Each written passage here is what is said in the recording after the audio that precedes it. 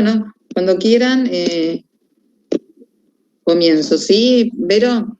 Sí, Mirta, te escuchamos atentamente. Bueno, gente, hoy les voy a hablar, primero gracias por la invitación, que ya estaba pendiente hace mucho tiempo, y el tema es un poco hablarles de la acromegalia persistente, cuál es el tratamiento, vamos a hablar de tratamiento farmacológico que uno elegiría. Bueno, como introducción muy brevemente, sabemos que la incidencia de la acromegalia fue creciendo en los últimos años, va de 0,2 a 1,1 casos por 100.000, con una prevalencia también que va en aumento, sin diferencias entre el hombre y la mujer, y el retraso del diagnóstico aún en nuestros días, increíblemente, puede llegar con un promedio de 5 años, de 4 a 10 años. Nosotros en un trabajo que presentamos tuvimos un promedio de 4 años de demora diagnóstica. Y la mayor mortalidad en pacientes no tratados, siendo las causas de muerte más frecuentes hoy cáncer, posiblemente porque llegan a una mayor edad, cardiovascular y cerebrovascular. Lo que no deberíamos permitir es que un paciente llegue sin tratamiento. Este es un caso que nosotros publicamos de un paciente colectivero que a los 37 años se hace el diagnóstico de acromegalia. Él es sometido, como ven acá, es un tumor que ya de entrada sabemos que es un SNOP4, es un tumor que rodea la carótida con expansión supracelular, es decir, que inicialmente sabemos que por más que lo operemos, este paciente va a requerir tratamientos farmacológicos u otro tipo de tratamiento. Es operado 2 veces, radioterapia, y el paciente, un poco por desidia, un poco porque ahí pasa un poco con los pacientes, estamos hablando hace muchos años, cuando todavía era medio dificultoso conseguir los análogos de somatostatina, deja de venir y decidimos, que nos pasó con muchos pacientes, que llamamos a su casa. Este es el paciente a los 49 años, no solamente estaba con exceso de hormona de crecimiento, digamos que estaba activo de su enfermedad, sino que estaba panipo por la radioterapia que había recibido. Y nos enteramos que tiene una muerte súbita a los 49 años, luego de 11 años de la cirugía y sin ningún tipo de tratamiento farmacológico. El tratamiento de la acromegalia, básicamente el 80% son macroadenomas, por lo tanto, el tratamiento quirúrgico es el tratamiento de elección, y hay un 50% de pacientes, sobre todo pacientes como en este caso, con restos en seno cavernoso, que es muy frecuente, que van a requerir otro tipo de tratamiento, sobre todo tratamientos farmacológicos. ¿Sí? Ahí pone Join Computer Audio. ¿No? ¿Quién me escucha? Y sí. Pero me parece que es una... Perdón, si pueden silenciar los micrófonos, así no hay interferencia. Tenés que poner acá está en mute. Tocar el micrófono que está a la izquierda abajo, que está en mute, tocarlo para que se active. Bueno, seguimos. No lo anotes ahí. Déjame ver. Déjame ver. ¿Estás bien? Sí, estoy pensando en esto. Bueno, déjame ver cuál es para aprender. ¿Cómo solucionar el tema del... Esto está apagado. Ah, se apagó. Sí, ahora está apagado. Ahí está prendido, ¿eh? Ah, bueno. Espérate. Bueno, ¿seguimos, gente? Bueno, estábamos diciendo en esta guía del año 2014, los pacientes que quedan con enfermedad activa postquirúrgico, o algunos otros pacientes inclusive, que son pacientes que por alguna problemática por comorbilidades. A ver, gente, si bajan la voz, por favor. No. Pero porque no... Hay un micrófono de alguien llamado Regina Beatriz. Por favor, si lo pueden silenciar. No tengo volumen. Ahí está el volumen 25 y está puesto el... ¿Lo puedes cambiar a... Por favor. Ahí.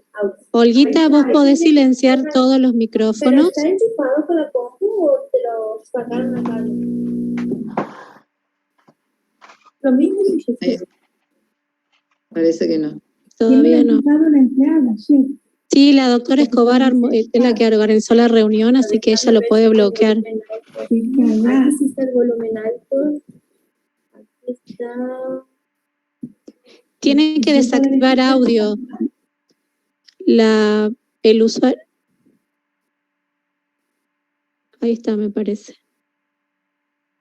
Bueno, estaba comentando que pacientes con grandes comorbilidades o pacientes con grandes tumores que no, digamos que son pobres candidatos para cirugía, también pueden ir a tratamiento farmacológico directamente sin pasar por la cirugía. Y las 3 líneas de tratamiento, en tratamiento farmacológico hablamos de los ligandos del receptor de somatostatina, primera y segunda generación, los agonistas dopaminérgicos, especialmente la cabergolina, y por último el pegvisomant, ¿sí? Bueno, este es un caso típico de un paciente que es operado por vía transnasal por un microadenoma, sabemos los niveles de GH y GF1 basales que hacen el diagnóstico de acromegalia, paciente que luego de la cirugía, con un cirujano con experiencia en la vía o el abordaje transesfenoidal, se cura, que es lo que uno tiene que tratar siempre con todos los pacientes. Otro paciente con también un microadenoma. Fíjense los cambios físicos en la piel, sobre todo de este paciente, luego de la curación de la cirugía transesfenoidal. En los 2 casos fueron cirujanos con gran experiencia, pero evidentemente la presencia de un tumor chico es lo que más permite la posibilidad de curación posquirúrgica en acromegalia. Sabemos que luego de la cirugía, la evaluación quirúrgica de la cirugía, a 3 meses de la cirugía y no antes, es cuando hacemos la primera evaluación a través de niveles de IGF-1, IGH y en algunos casos el TTOG, el test de tolerancia a la glucosa midiendo GH, siempre y cuando la GH sea mayor de 1. Hablamos de curación con una IGF-1 normal, una GH randomizada menor de 0,14 o una GH en el menor de 1 o 0,4, en general para los ensayos sensibles utilizamos 0,4, luego del test de tolerancia. Y hablamos de control cuando un IGF-1 normal y IGH menor de 1 en aquellos pacientes no operados que van a tratamiento farmacológico. Los targets para los tratamientos farmacológicos son 2. Uno es a nivel del tumor, los receptores de somatostatina 2 y 5, donde van a actuar los ligandos del receptor de somatostatina 2 de primera y segunda generación, y los receptores dopaminérgicos de 2, donde va a actuar la cabergolina, ¿sí? Como agonista dopaminérgico vamos a hablar siempre de cabergolina, y el beneficio de la unión del ligando con el receptor va a determinar no solamente la disminución de la producción de la GH hormonal y de IGF-1, sino también tiene un efecto antiproliferativo, a diferencia de lo que sucede con el pegvisomant, que tiene su target a nivel hepático en el receptor de GH a nivel hepático, donde actúa este antagonista del receptor de GH, inhibe la generación de IGF-1 y tiene solo su acción sobre los niveles, es decir, a nivel hormonal, solo inhibiendo IGF-1, y no tiene acción antiproliferativa, a diferencia de los ligandos de somatostatina. Sea cual fuera el tratamiento farmacológico, como dijimos antes, hablamos de control bioquímico, cuando tenemos, o es lo que buscamos siempre como objetivo, una GH menor de 1 nanogramo mililitro y una IGF-1 ajustada para edad y sexo. Sabemos que en el caso del tratamiento con pegvisomant y por el reacción cruzada que tiene con la GH, vamos a solamente valorar IGF-1 y no GH, que en general y dependiendo del ensayo puede estar elevada. Entonces, los beneficios asociados al control bioquímico están dados por la reducción de la tasa de mortalidad, la disminución de las comorbilidades asociadas al exceso de GH, mejoría de los síntomas asociados, mejoría de la calidad de vida y una potencial también mejoría en los aspectos psicosociales. Y siempre haciendo un balance de los beneficios y también de los eventos adversos que pueden estar traídos o pueden ser secundarios a las diferentes terapéuticas farmacológicas.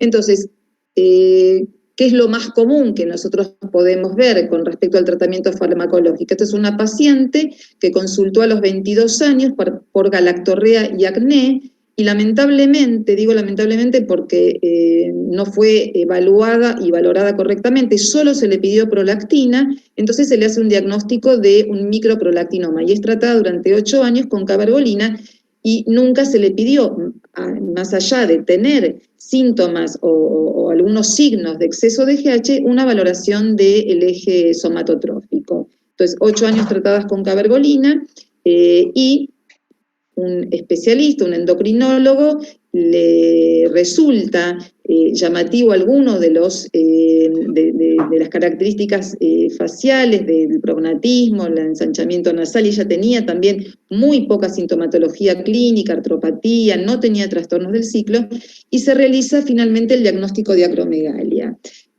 Con el diagnóstico de acromegalia, y a diferencia de lo que sucede en un prolactinoma, el tratamiento es quirúrgico, por lo tanto, la paciente se opera con un muy buen cirujano, resulta un tumor mixto, densamente granulado, con un bajo Pi67, pero lamentablemente persiste postquirúrgica con un IGF-1 elevada y requiere tratamiento con ligandos más cabergolina, que logra obtener un IGF-1 normal. Esto es una de las situaciones más comunes, ¿sí? Tumor densamente granulado, queda un restito y buena respuesta a los ligandos de primera generación, en este caso combinado con cabergolina.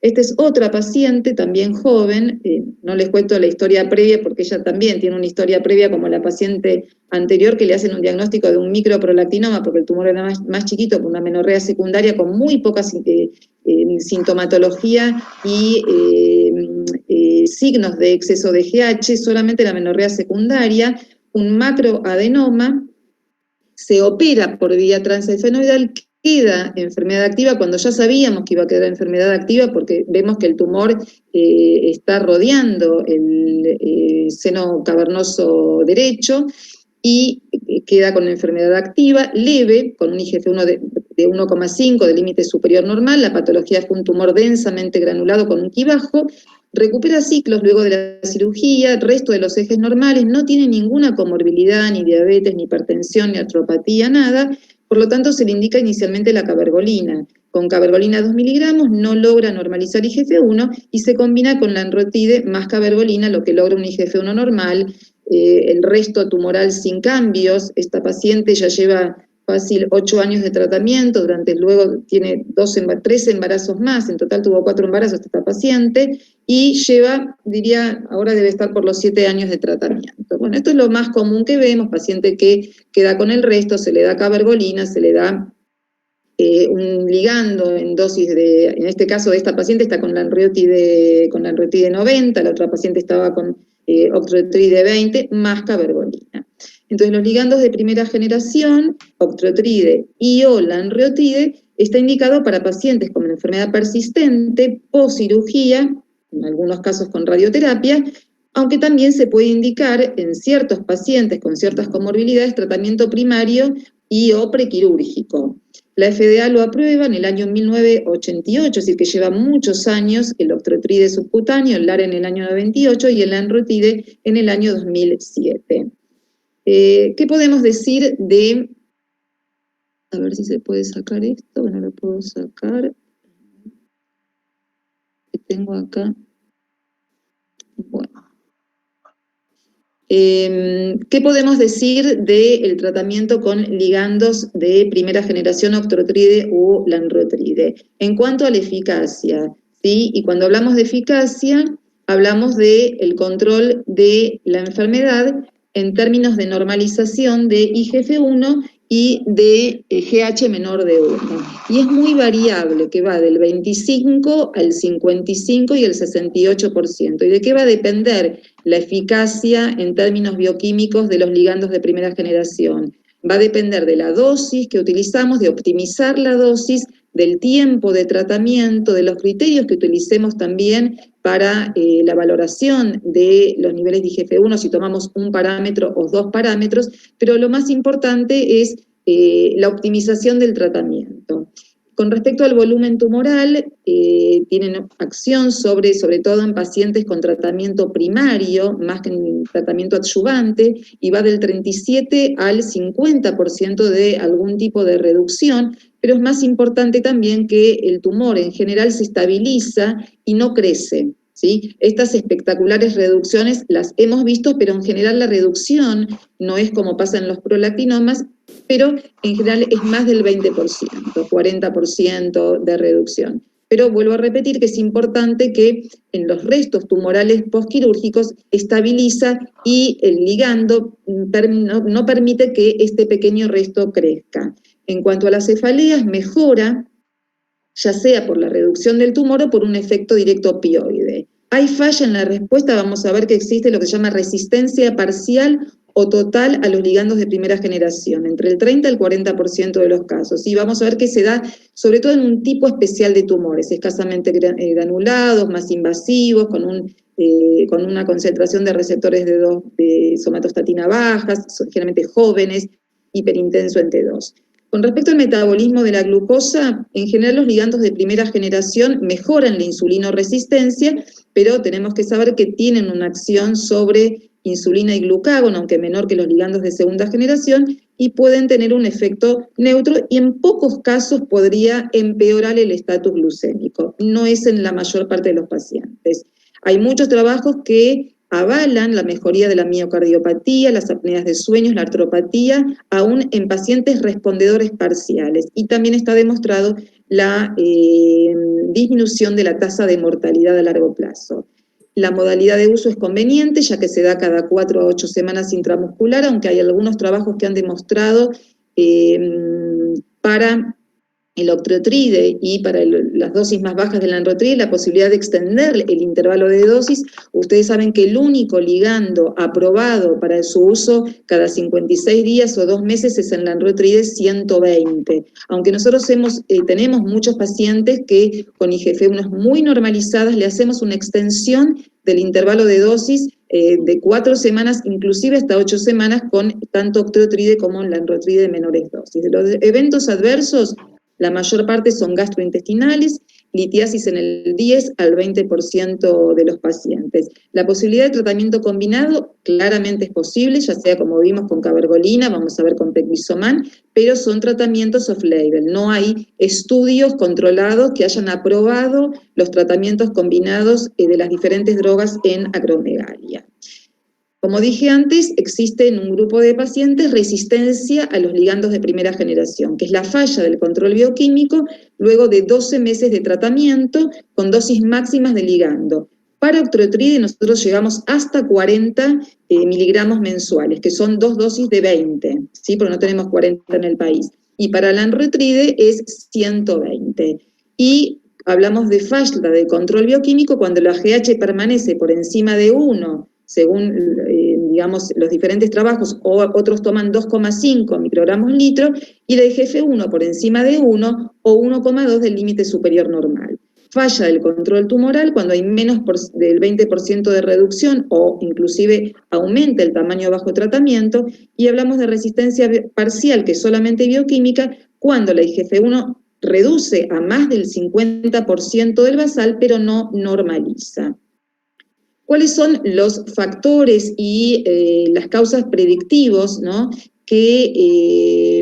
de resistencia? Un poco ya les dije antes, varones jóvenes con altos niveles de GH basales, la hiperintensidad en T2, que se asocia con tumores escasamente granulados y con baja expresión del receptor 2, entonces tumores escasamente granulados con un alto Ki67, la concentración, si pudiéramos medirlo, nosotros estamos ahora trabajando en la medición de la concentración de receptores 2 y 5 en el tumor, la baja expresión del 2, la alta expresión del 5, bajos niveles o mutación de la IP y altos niveles de beta-arrestina están asociados a una falta de respuesta a los ligandos de primera generación.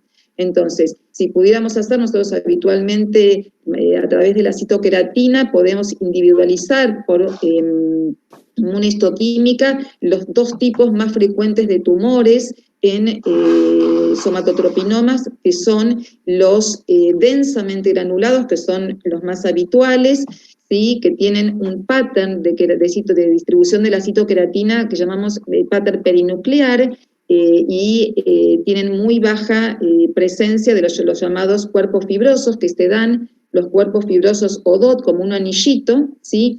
Que se observan en los tumores escasamente granulados que se encuentran, que tienen más del 70% estos cuerpos fibrosos. Y tenemos los intermedios que tienen tanto pattern perinuclear como cuerpos fibrosos.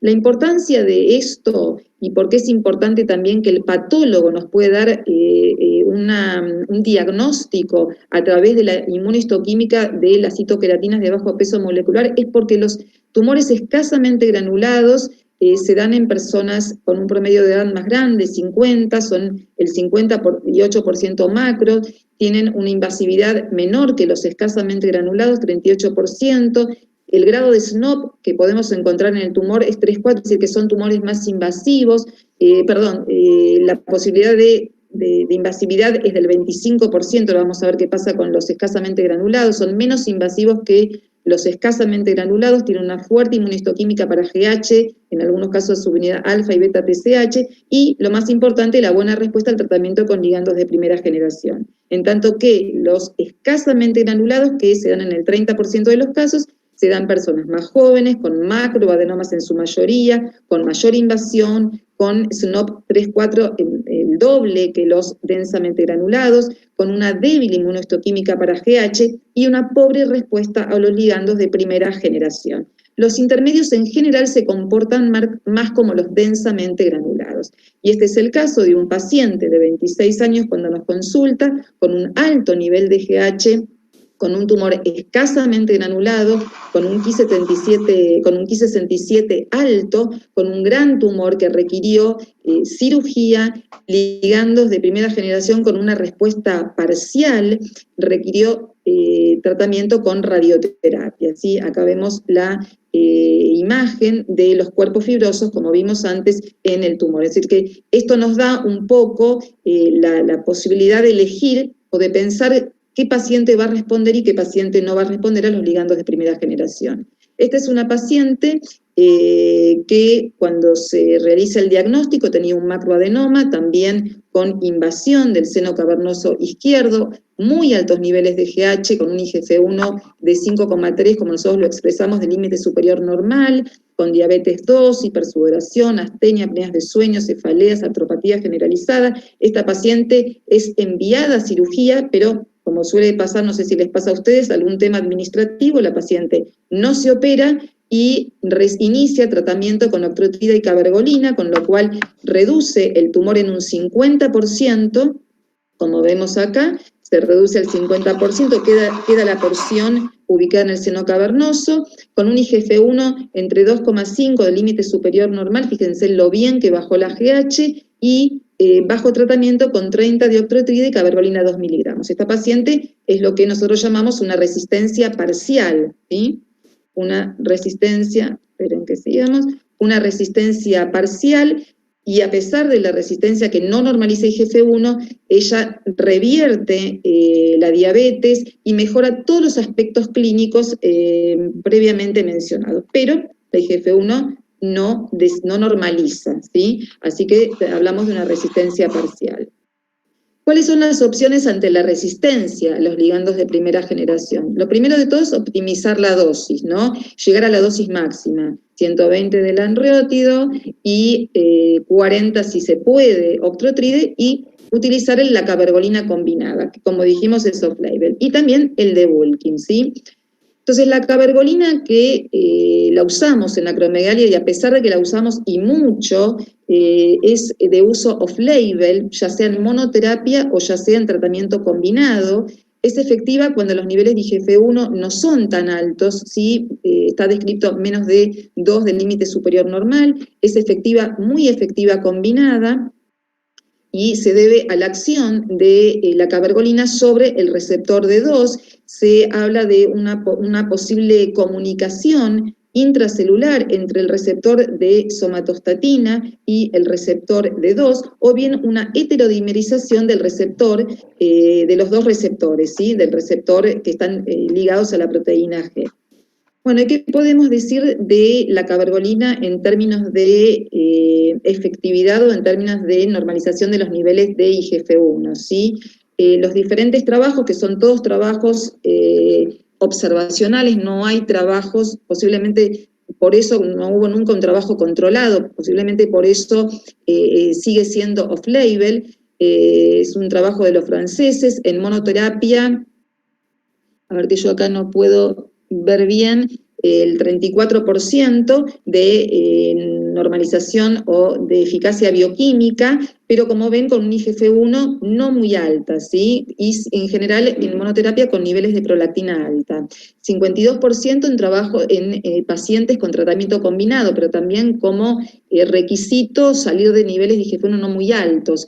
Y hay un trabajo con Pegvisomant de 68% de efectividad desde el punto de vista de la normalización de los niveles de IGF-1. Con respecto al control del volumen del tumor, en general la reducción, como en este caso, es en tumores mixtos, es neutro en cuanto a los datos, a su acción sobre las cefaleas, puede tener escape durante la monoterapia, es neutro en términos de metabolismo de glucosa, en términos de comorbilidades y mortalidad también es neutro, aunque si la paciente, como vimos, tiene un hipogonadismo hipogonadotrófico por una hiperprolactinemia y le normalizamos la prolactina, posiblemente, y es lo que sucede, él recupera su función gonadal. La modalidad de uso es muy conveniente porque es oral, de 1 a 2 veces por semana, y los eventos adversos en dosis más altas están descripta, la fibrosis valvular, aunque también hay mucha discordancia entre los trabajos que evaluaron la regurgitación valvular o la fibrosis en pacientes, igual la recomendación sigue siendo, y sobre todo en acromegalia, donde pueden tener valvulopatía, que en pacientes con dosis mayores de 2 miligramos, la valoración a través de un ecocardiograma. Tratamiento combinado sí es posible, como dije también off-label, ya sea con ligandos de primera y con Pegvisomant combinado, inclusive con las 3 dosis. Esta es una de nuestras pacientes que increíblemente se hace el diagnóstico de acromegalia a partir de una tiroidopatía, tenía una macroprola, se le pide una imagen y resultó ser un macroadenoma con extensión hacia seno cavernoso, un SNOP 4, la paciente no es operada y es tratada simplemente con cabergolina, y están descritos estos casos tan lindos donde solamente con cabergolina se reduce la imagen y queda este pequeño resto rodeando el seno cavernoso. Esta paciente ya hace rato está sin tratamientos y con niveles de IGF-1 normal, lo que interpretamos es que el resto tumoral que permanece es un resto no funcionante, ya que sus niveles de GH-IGF-1 son normales.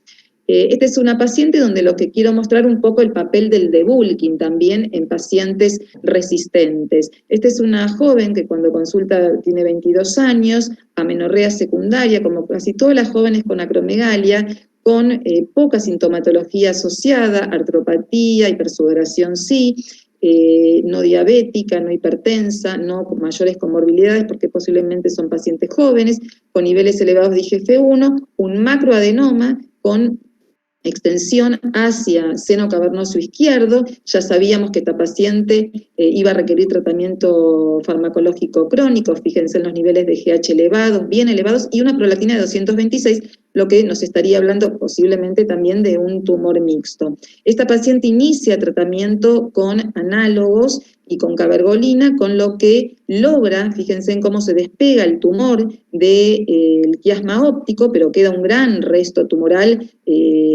asociado al seno cavernoso, y el tema fue que los niveles de IGF-1 no normalizan, así que una resistencia parcial.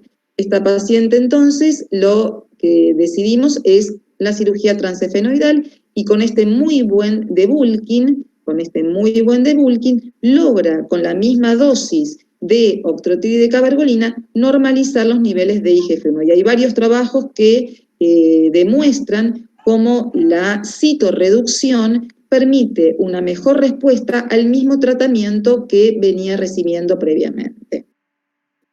Bueno, ¿y qué podemos decir de otras opciones ante la resistencia? El pegvisomán, ya sea como monoterapia o tratamiento combinado. Como les comenté antes, el pegvisomán es un antagonista de la GH, la molécula es muy parecida a la GH y se une al receptor de GH a nivel hepático, impide la dimerización del receptor y, por lo tanto, el evento postreceptor no se produce y hay inhibición en la generación de IGF-1. Fue aprobado en el año 2002 en la EMA, por la FDA en el 2003 y en nuestro país en el 2004. De hecho, fuimos el primer país latinoamericano y por muchos años que consiguió la aprobación del pegvisomán. Y la indicación varía según la región, aunque no lo crean, la indicación por prospecto en nuestro país es inclusive para pacientes posquirúrgicos, cuando sabemos y en todas las guías el pegvisomán es segunda línea de tratamiento luego del fracaso de los ligandos de primera generación. Aquí tenemos entonces el mecanismo de acción un poco como les comenté, esta es la GH que se une a las dos subunidades de su receptor a nivel hepático y el pegvisomán no permite la unión con, digamos, tiene una falla en la unión con la segunda subunidad, no hay dimerización, no hay generación de IGF-1. Las dosis son de 10 a 30 miligramos, es subcutánea, ¿sí? Diaria. Nosotros en nuestro país tenemos de 10 y de 15 miligramos. Bueno, ¿qué podemos decir del control bioquímico en términos de IGF-1? Porque acá solo medimos la IGF-1. Si se quiere, perdón acá. ¿Me permiten volver un minuto que debo tener alguna diapositiva oculta?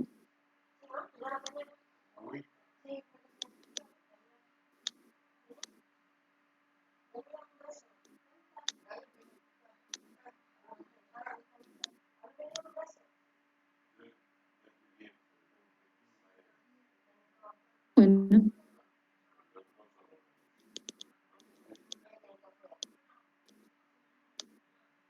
Bueno, se los voy a decir de memoria porque equivoqué la diapositiva, lamentablemente. Vamos a volver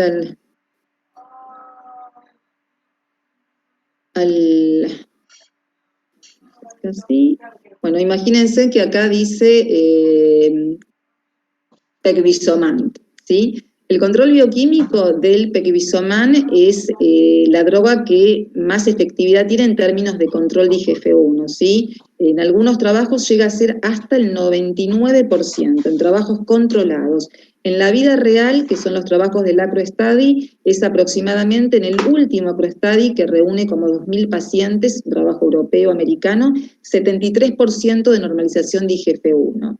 Como vamos a ver, el pegvisomán no tiene una acción sobre el tumor, por lo tanto, no solamente no va a tener posibilidad de reducción del tumor, sino que en algunos casos vamos a ver que como evento adverso puede crecer el tumor por un evento Nelson-like. Sobre las cefaleas lo mismo, de hecho, si crece el tumor pueden aumentar las cefaleas. En general, con pegvisomán, la falta en la respuesta se puede llegar a ver en pacientes.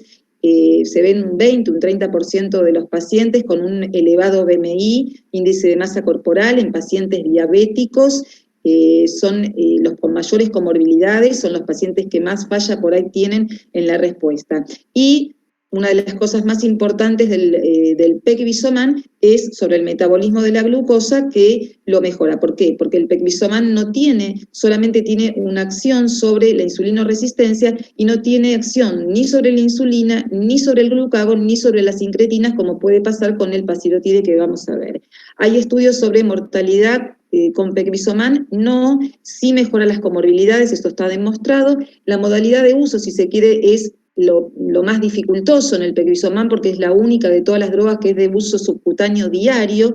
De los eventos adversos, ahora les voy a hablar aparte, y el tratamiento combinado, sí, del pegvisomán con ligandos de primera y segunda generación. Ahora les voy a contar.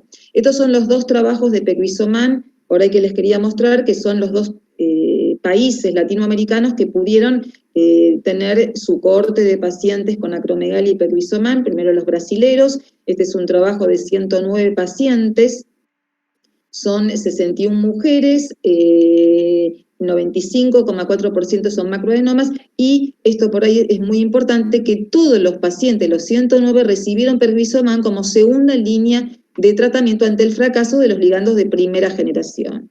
Ellos tienen mucho tratamiento combinado, el 89%, más allá que es off-label, los brasileños usan mucho combinado, más que nosotros. El tiempo de tratamiento en este trabajo es de 30 meses aproximadamente, y una tasa de normalización de IGF-1 del 74%. Los eventos adversos que ellos vieron: crecimiento del tumor 6,5, aumento de enzimas hepáticas transitorias 9,2, igual que nosotros. Y lo que sí pudieron observar es que, evaluando diabetes y prediabetes, el 60% de los pacientes mejoraron el estatus glucémico de la diabetes y la prediabetes. Y la IGF-1 fue el único predictor, y la GH también en el trabajo de ellos, de respuesta. Es decir, cuanto más baja la IGF-1 previo al tratamiento, mayor posibilidades de respuesta. Y nuestro trabajo, que reunió 75 pacientes de diferentes centros de Buenos Aires, la mayoría macroadenomas, y nosotros tuvimos que el 97%, no el 100%, fue segunda línea ante el fracaso de ligandos de primero. Hubo 2 pacientes que no son de nuestro centro, son una del Italiano y una del Hospital de Clínicas, que recibieron como primer línea de tratamiento, que no es lo habitual, no es la recomendación habitual. Lo utilizamos como tratamiento combinado, ya sea con ligandos de primera generación, cabergolina o las 3 drogas juntas, en el 55%, en el resto era tratamiento de monoterapia. El tiempo de tratamiento se extendió en un paciente hasta 118 meses, la dosis mediana 11,8 miligramos por día, muy cerca de la dosis mediana de los brasileros, y logramos IGF-1 normal en el 62,9% de los pacientes, digamos 63%. Eventos adversos: crecimiento del tumor 8%, aumento de enzimas hepáticas 9%, y también fue predictor de respuesta la IGF-1. Es decir, cuanto más baja la IGF-1, previo al pegvisomán, mayor la posibilidad de respuesta al tratamiento. Nosotros lo que observamos, acá Vero está tu amiga Natalia como primera autora, como podrás ver, crecimiento tumoral, observamos en 4 de 50 pacientes valorados por resonancia, 3 habían sido operados previamente, 2 macros, 1 había tenido radioterapia, y esta es una de las pacientes esta es una paciente que había sido operada e irradiada previamente, y por intolerancia al octreotide se le indica pegvisomán, y luego de 5 años crece el tumor, posiblemente por la naturaleza del tumor más que por el pegvisomán, y es operada nuevamente.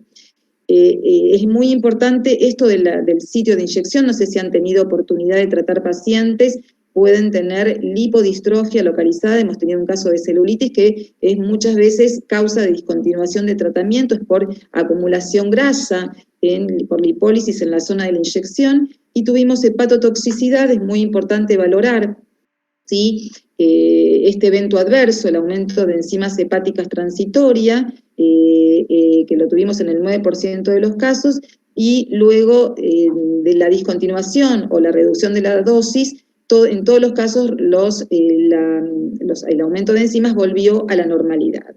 Y 4 de 7 pacientes estaban en tratamiento combinado. En general, lo que muestra la literatura y los trabajos de tratamiento combinado versus tratamiento de monoterapia es que el tratamiento combinado se liga más a hepatotoxicidad versus el tratamiento combinado. Lo mismo que el crecimiento tumoral se liga menos a el tratamiento combinado y más a la monoterapia. En tanto que la lipohipertrofia y los eventos en el sitio de inyección no fue diferente en pacientes con mono o con tratamiento combinado.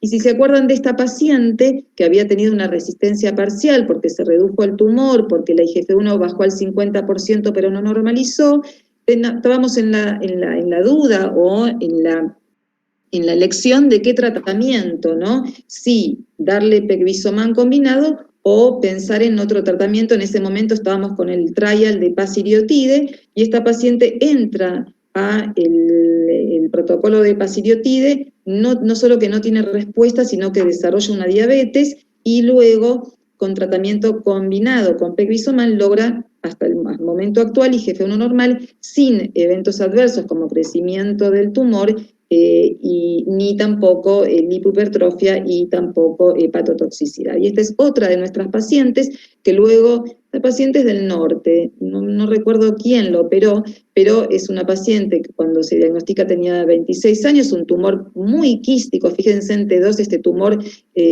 con expansión supracelular, pero sin embargo no parecía tener expansión a senos cavernosos, una GH basal elevada, no tenemos la basal de IGF-1. Luego de la cirugía hay un excelente debulking, porque fíjense que hace una silla turca vacía y sin embargo queda activa, con IGF-1 alta y GH elevada.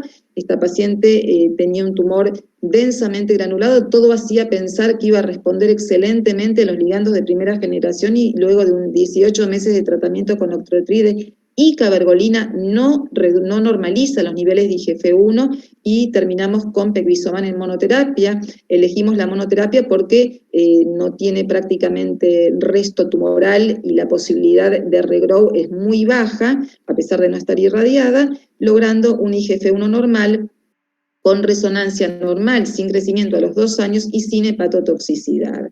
Bueno, ¿qué podemos decir del pasirotide? El pasirotide es el último droga que es aprobada, en realidad no es la última, después les voy a comentar que hay una última también en el año 2020.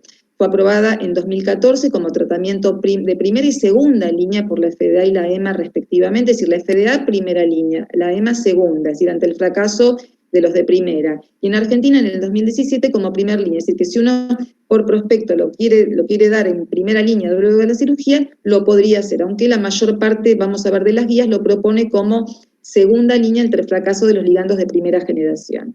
Y ahora, ¿qué podemos decir de la efectividad en términos de normalización de IGF-1? Está entre el 31 y el 62%, es muy parecido a lo que sucede con los ligandos de primera generación, optimizando la dosis. Con respecto al control del volumen tumoral, se vio en algunos pacientes que hasta es más efectivo que los ligandos de primera porque produce en algunos tumores, sobre todo tumores escasamente granulados, necrosis y degeneración quística, que es donde más actúa si se quiere el pasirotide en ese tipo de tumores. Cefaleas, inclusive se ha visto que hay una mejoría en las cefaleas en aquellos pacientes resistentes a los ligandos de primera generación, ya sea por reducción del tumor o por un efecto opioide.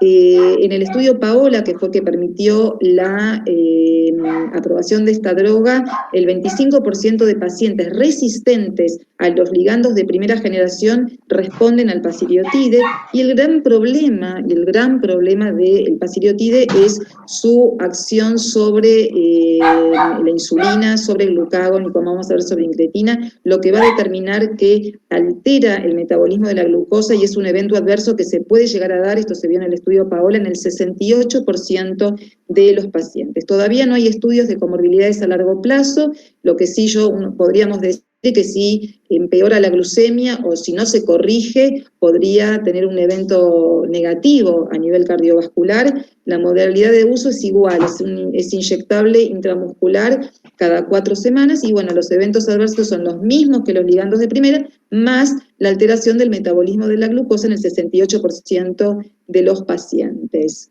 ¿Se puede usar combinado? Sí, es posible, cabergolina con pegvisomán combinada.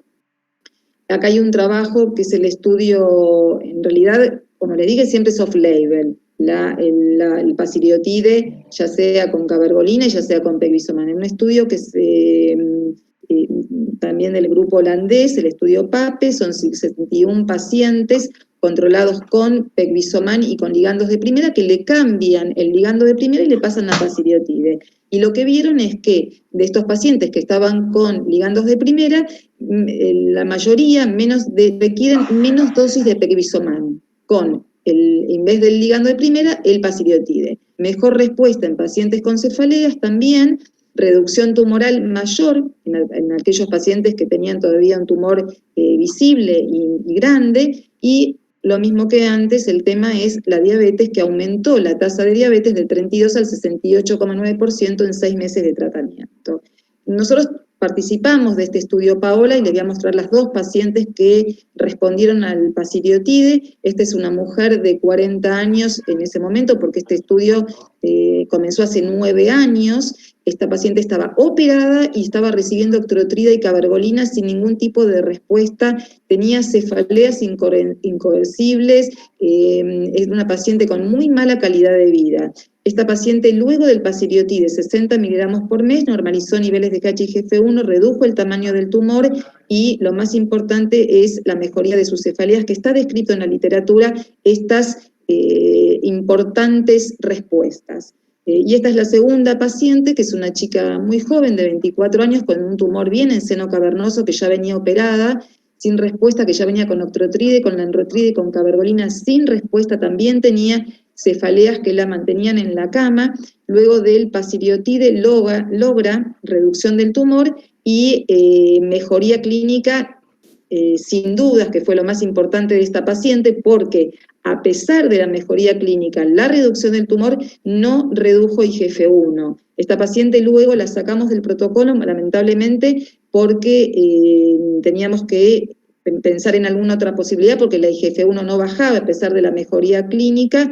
Se le indicó radioterapia, no anduvo con pegvisomán, y en este momento esta paciente está aún con, ahora está con pasiriotide porque ya se aprobó, pero durante muchos años yo firmaba los papelitos y las planillas para el uso compasivo con pasiriotide de esta paciente.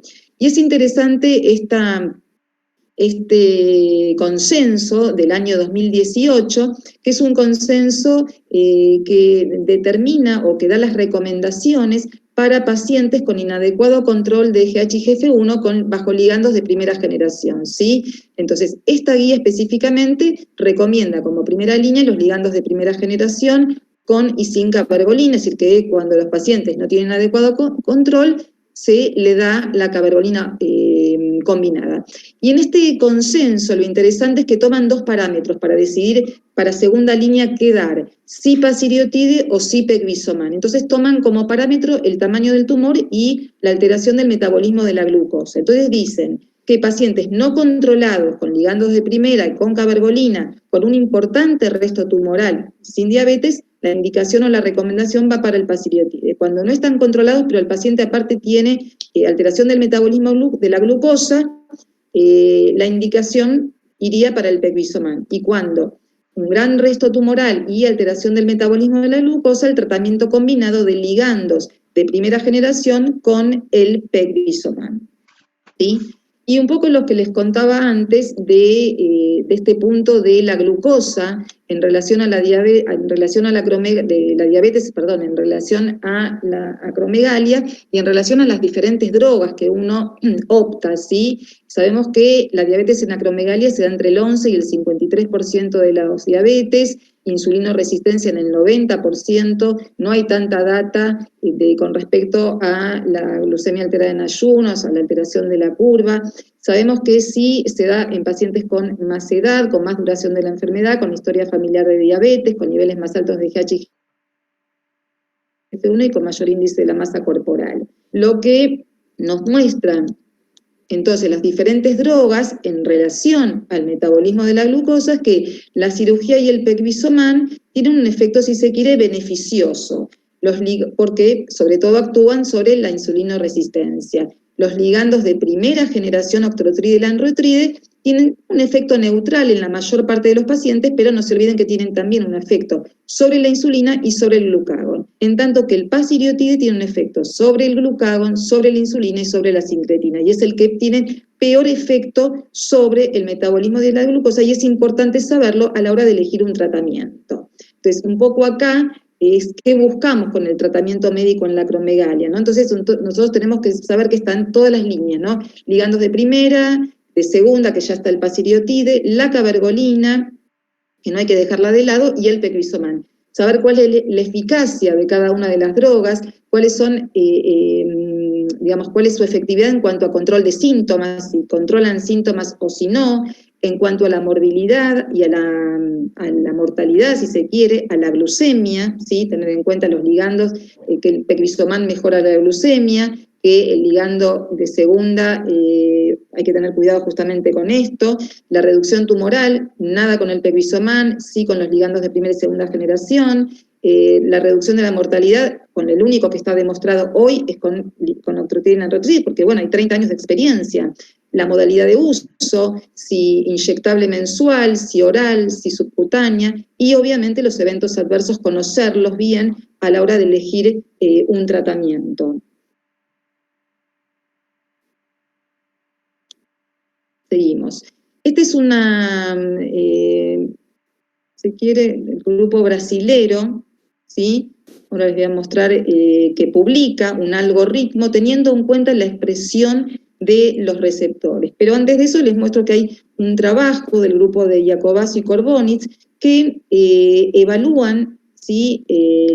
Como antes mencionamos, la expresión de los receptores en el tumor, y ellos concluyen que los pacientes van a responder mejor al pacireotide aquellos pacientes que son resistentes a los ligandos de primera generación y que en el estudio inmunistoquímico mostraron un tumor escasamente granulado con receptor 2 negativo, positivo 5, bajo AIP, un poco lo que hablábamos de la resistencia.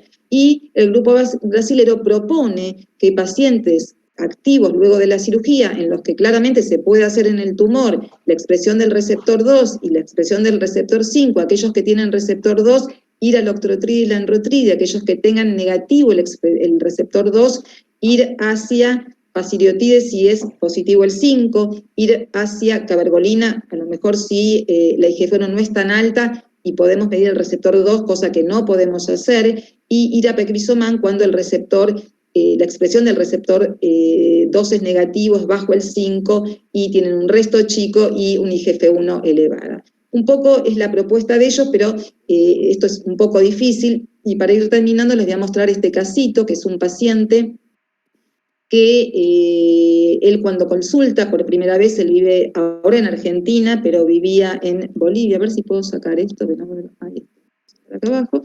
Un paciente que en el 2014, cuando se diagnostica su acromegalia con una GH de 600, si ven es un tumor con expansión supracelular, que no parecía tener un SNOP más que 1, apenas estaba tocando los senos cavernosos. El paciente es operado en su ciudad natal, un paciente sin grandes comorbilidades, artropatía, hipersudoración, lo típico para un paciente joven.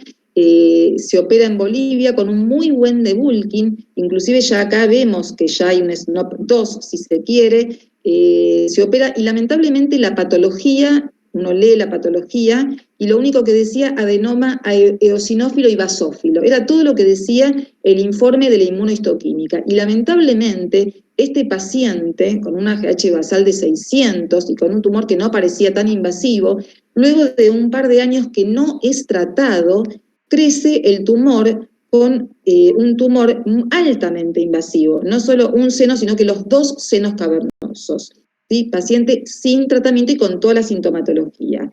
Se vuelve a operar en Bolivia en el 2018 y lo mismo, un adenoma eosinófilo y cromófobo, sin otro dato de inmunistoquímica, y decide venir a Buenos Aires.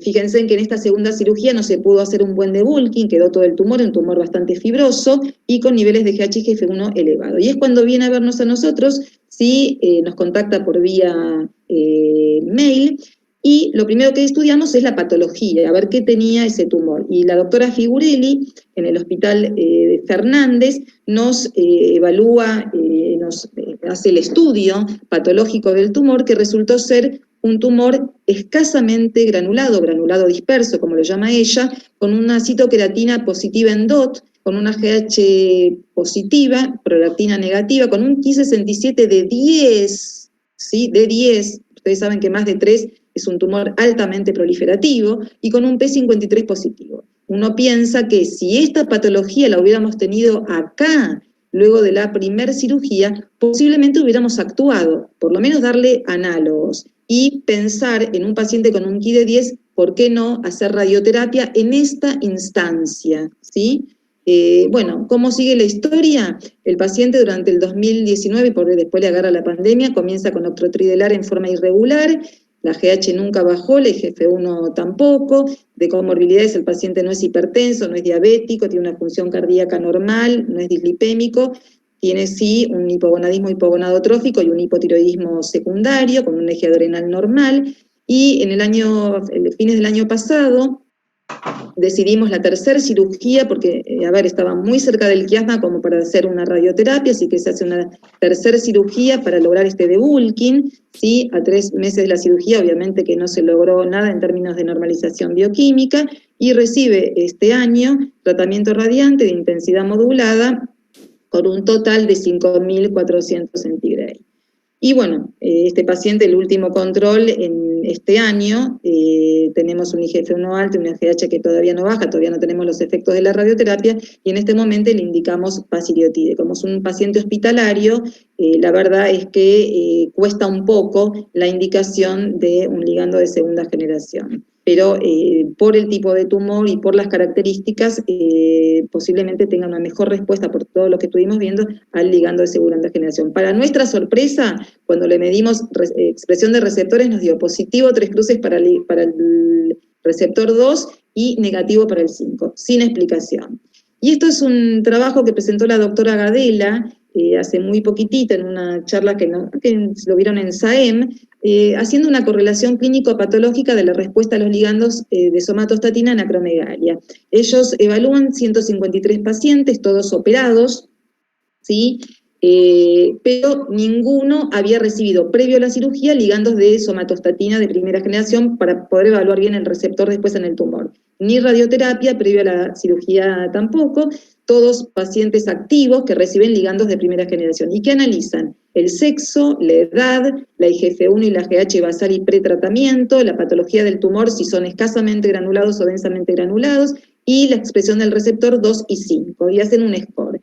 Y lo que ellos encuentran es que niveles altos del receptor 2 predice control bioquímico, pero ¿en qué medida? Con un 94% de sensibilidad, baja especificidad, un valor predictivo positivo del 43% bajo y negativo del 92%, con una eficacia total del 55%. Lo que entonces ellos dicen que en realidad lo que da más resultados es tomar más de una variable, no tomar solamente la variable de la expresión del receptor. Y ellos ven que tomando estas variables que son la expresión del receptor 2 y 5, el pattern de granulación escasamente granulado o densamente, el sexo, la edad y los niveles pretratamiento de GH y GF1 tienen una eficacia total del 86%, ¿sí? Con altos niveles de sensibilidad, especificidad, valor predictivo positivo y negativo, ¿sí? Entonces ellos presentan este modelo, si se quiere, para utilizarlo en realidad no como un modelo de recomendación para los pacientes en términos de recomendación, que esto permita recomendar una droga u otra, sí como un valor predictivo de respuesta, ¿sí? Después uno dirá qué hacer.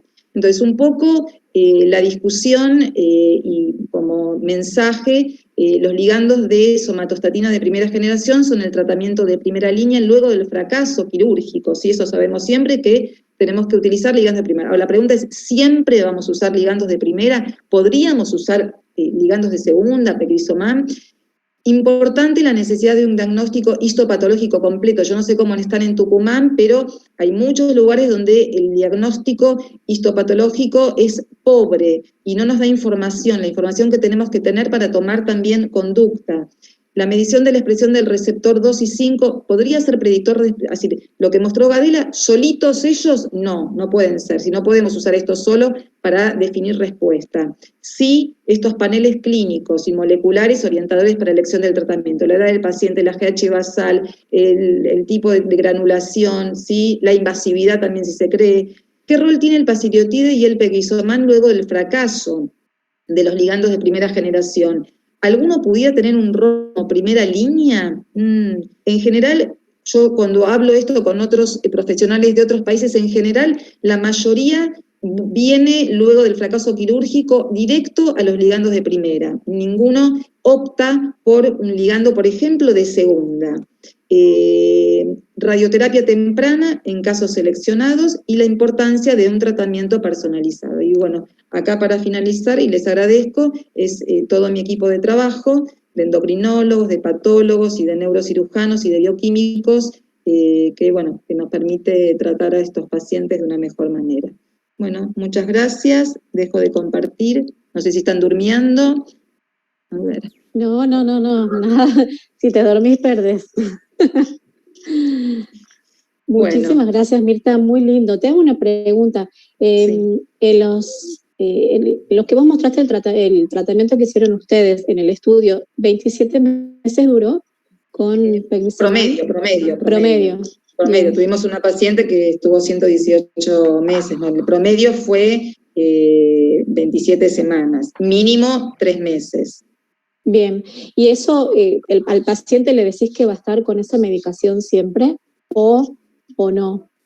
Y nosotros tenemos una paciente que es una médica que está hace 10 años con Pegvisomán, porque es lo único, es una paciente que está operada 2 veces, una chica de unos 45 años, operada 2 veces, nunca toleró los ligandos de primera generación, pero una intolerancia total, tiene una silla turca vacía con un resto muy chiquitito, no se quiere irradiar, porque la indicación sería, cuando te quedan muy chiquititos, hacer la radioterapia para saber que a un par de años el Pegvisomán lo vas a poder suspender. Lo que pasa es que la paciente era eugonádica y todavía buscaba embarazo, que de hecho se pudo embarazar con el Pegvisomán, esa paciente, que tiene muchas variables, ¿no? Los pacientes, el tema de la radioterapia, obviamente que este paciente que les mostré era para radioterapia, no quedaban dudas, ella estaba hipogonádico, hipotiroideo. La radioterapia nos dudamos sobre todo en pacientes que son jóvenes y que todavía están con función gonadal normal y con búsqueda de embarazo, ¿no? Pero sí, hay pacientes que están tratados con Pegvisomán hace 10 años. Está desde el año 2005 en Argentina. Bien, lo que vos decías, cómo estamos acá en Tucumán con la determinación de algunos marcadores y la inmunohistoquímica, la verdad es que no todos lo piden, a veces es algo que uno no entiende que no se pida, algunas obras sociales no lo autorizan, pero bueno, es súper importante poder explicarle al paciente antes de que se opere, o hablarlo con el cirujano para poder tener estos datos, también para ver pronóstico, más allá de después de la cirugía. Cuesta, porque hay varios pacientes que sí se operan y no les piden la inmunohistoquímica. Claro, pero bueno, esto es un error no tener, para acromegalia al menos la citocreatina, para que te marque eso es inmunohistoquímica, no es algo raro de hacer. Claro, puede hacer cualquier neuropatólogo. Pero eso lo tiene que pedir el cirujano o lo podemos pedir nosotros, porque ese es el problema, porque uno lo puede tener en claro, pero después el que manda la biopsia... Yo creo que hay que hablar con el patólogo, digamos, que el patólogo también se pueda poner las pilas porque vos fíjate que este último paciente es el ejemplo claro de que con una patología bien hecha el paciente tomabas una decisión, a ver, estamos hablando de 10% de X67, no estamos hablando de 3 o 4. Sí.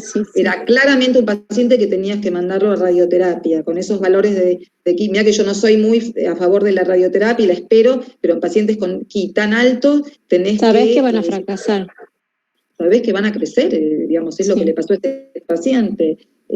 Así que yo creo que la patología a veces la subestimamos un poco, pero no es lo único, porque vos fíjate que la doctora Gadela bien muestra que no es lo único, cómo te muestra también que es necesario en el panel factores o, variables clínicas, la edad, el sexo, los niveles de GH previos, digamos que todo hace a tomar decisiones, no es solamente estas variables, pero tiene que estar todo. Yo creo que estamos en falencia, en la patología es lo que más estamos en falencia. Creo que habría alguna pregunta.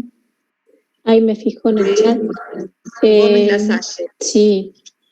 Acá pregunta Luis, ¿la determinación de los marcadores de Ki o P53 modifican en algún sentido la elección del tratamiento inicial o simplemente nos definen el pronóstico? En general nos definen el pronóstico, pero también te pueden ayudar a tomar una decisión, depende del nivel de Ki67. Yo no sé, no te puedo decir qué hubiera hecho con este paciente con 10. Por ahí a lo mejor lo hubiera tratado rápidamente con análogos, y a los 3 meses le pide una resonancia, no después de 2 años como pasó con este paciente. Este paciente tardó 2 años en pedirse un nuevo control de resonancia, es decir, ser cauto, factor pronóstico y seguirlo muy de cerca. Muy de cerca. Bien.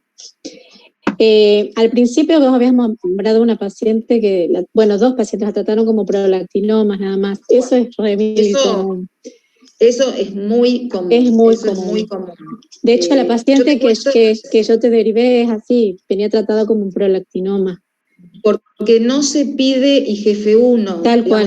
Esta es la gran problemática. Por más que no tenga estigmas de acromegalia, toda paciente mujer con amenorrea secundaria, con un posible prolactinoma, con una prolactina no muy alta y con un microadenoma, hay que pedir IGF-1. Sí. Ahí me están poniendo que a todos los micro y macro, micro y macro. A todos los micro y macro hay que pedirle IGF-1. La primer paciente era una paciente que 8 años estuvo, como no tenía, digamos, ni siquiera tenía trastorno del ciclo, había consultado por acné, pero la fascie y las características, de hecho, ella tiene, todavía ahora está un poquito mejor, está más grande, ya pasaron como 15 años, creo, pero le decían, ella trabaja con chicos en la calle,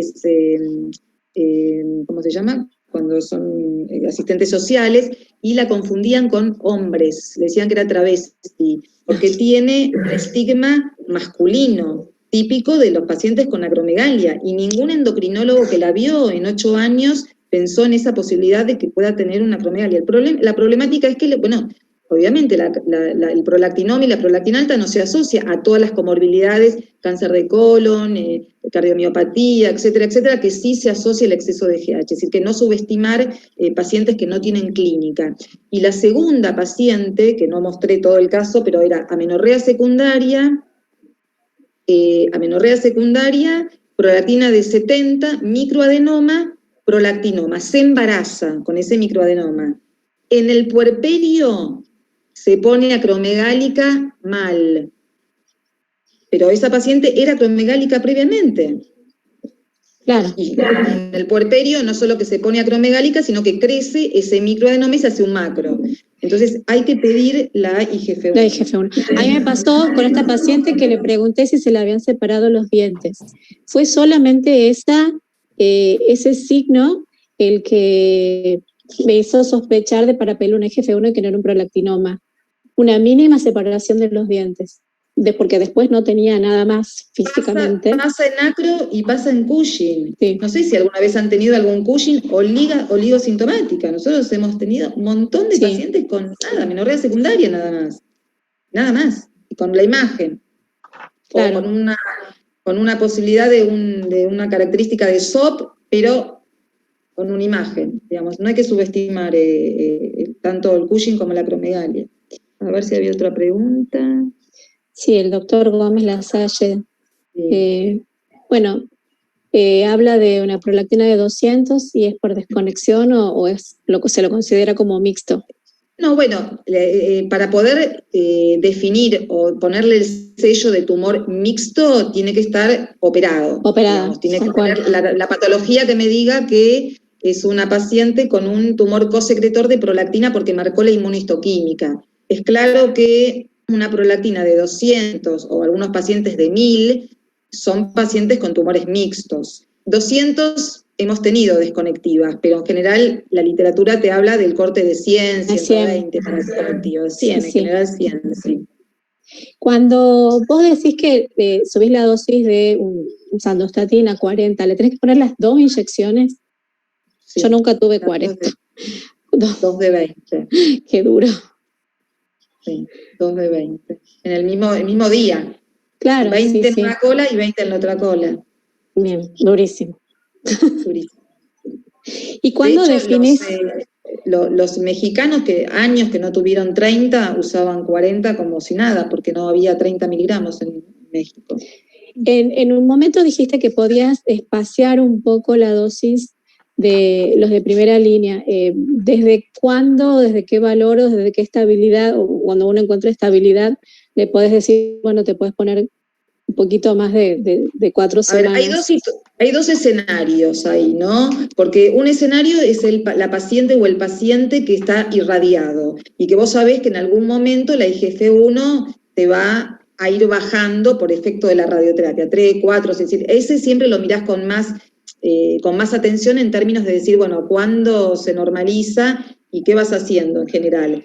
Dependiendo de los niveles de IGF-1, le vas espaciando. Nosotros lo que hacemos es espaciar el octrotride a 45 días, a 56 días, entonces lo que vas es midiendo la IGF-1 en el día previo a la próxima aplicación, en el día 45, en el día 56, nosotros tenemos pacientes hasta 56 días y más también, aún pacientes no irradiados, Bien. Es decir, lo que hacemos, y vos decís, ¿qué corte de IGF-1? A ver, si la IGF-1 está en, el valor de corte es 220 y te da 210, no. Pero si vos tenés un IGF-1 de 150 o de la mitad para abajo, digamos, del corte de referencia para abajo, y tenés más chance de que se te mantenga lo que muestran los trabajos de extensión de dosis es que la extensión de dosis se te da más en pacientes,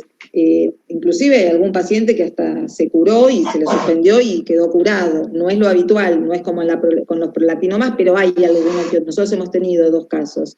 Entonces, los pacientes que tienen más baja la IGF-1 son los que más les podés extender. A ver, si tiene hablando en términos de límite superior normal, si tiene 0,5 de límite superior o tiene 0,4, y bueno, ahí le extendés más. Si tiene 1,2 ya no se lo vas a extender. ¿Cuánto se aleja del límite superior? Y definís bajarle la dosis. Pero lo hacemos muy frecuentemente. Y lo que nosotros tenemos alguno que otro paciente con la lanreotide 120, que por alguna razón el de 90 no venía, entonces le terminamos con el de 120, y ese sí es el único que está permitido de dar cada 60 días. Y eso tiene una ventaja, porque son 6 inyecciones anuales. Y sí. Y menos pinchazos. Sí. Bueno, no sé si alguien más quiere hacer alguna pregunta, aprovechando a la doctora. Pero creo que ha sido como muy claro. Le quería contar que el año pasado se aprobó el octrotride oral. En dosis de 20 y 40 miligramos, es el mismo octrotride que se hace un diseño para la vía oral, que no está diseñado para la vía oral. Nosotros no entramos en el protocolo y tampoco, y lo que pude leer de los eventos adversos, en general se dan pacientes que están bien controlados con el análogo, que no quieren inyectarse más.